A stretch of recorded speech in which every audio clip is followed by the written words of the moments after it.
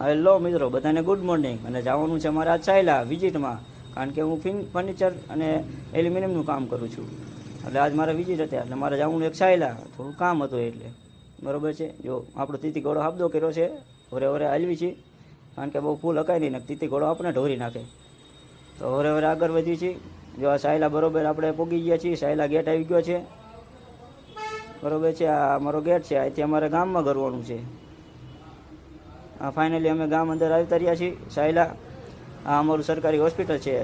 Hospital છે એક number છે, સરકારી છે, પણ સુવિધા એકદમ પરફેક્ટ છે. હવે આપણે હવે હવે આગળ વધવાનું. આ અમારું જૂનું બસ સ્ટેન્ડ આવી ગયું. હવે હવે આગળ વધવાનું છે, કારણ કે અહીંયા પહેલાં જવાનું છે અમારા માતાજીના મઢે. બરાબર છે. હવે હવે આપણે આગળ વધવી, કારણ કે બપોરનો ટાઈમ છે, પબ્લિક ઓછું છે. નકર પબ્લિક અમારે બહુ વધારે હોય. ગામડું ભલે હોય પણ વાંધો નથી આવતો. પબ્લિક જોવા નિહાળિયા છૂટી ગયા છે, કારણ કે ખરાબ બપોરનો ટાઈમ થઈ ગયો છે.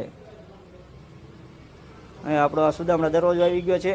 સુદામડા દરવાજા અંદર કરીને આપણે અંબેમાનો ચોક આવે છે, ત્યાંથી આપણે ગલીમાં કૂટરને તીતી ઘોડાને સાઈડમાં વારી લેવાનું છે. ફાઇનલી આપણે તીતી ઘોડાને સાઈડમાં આરામમાં ફિક્સમાં મૂકી દીધું સાઈડમાં. હવે આરામ કરશે થોડીક વાર. આગળ આપણે હાલીને જવાનું છે, કારણ કે કોકના લગ્ન, એટલે લગ્ન તો કોઈ નથી, આપણે હગાના જ લગ્ન છે. એટલે કંઈ વાંધો નહીં. અમારું રામજી મંદિર છે, જોઈ લો.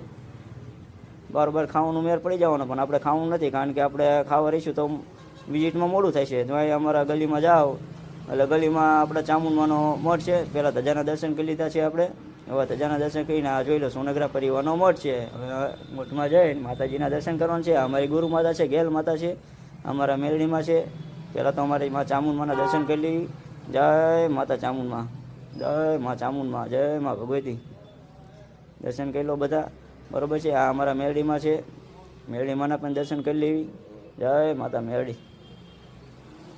દર્શન કરી હવે આપણે આગળ વધવાનું છે. તીતી ઘોડાને હાબદો કરવાનો છે. બરાબર છે. આપણે બહાર નીકળવી અહીંથી.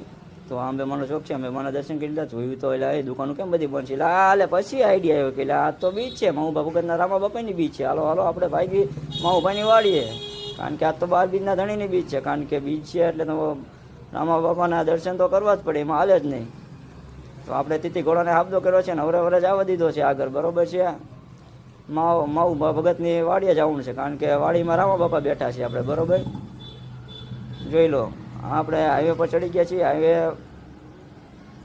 હાઈવેથી આગળ જવાનું છે. આપણે કાનભાઈની હોટલની પાછળનો જે રસ્તો છે, આપણે રામદેવ હોટલની બાજુમાં, એ રસ્તા ઉપર આપણે ચડી જવાનું છે ને હવે તીતી ઘોડાને હાંકવાનો છે આપણે.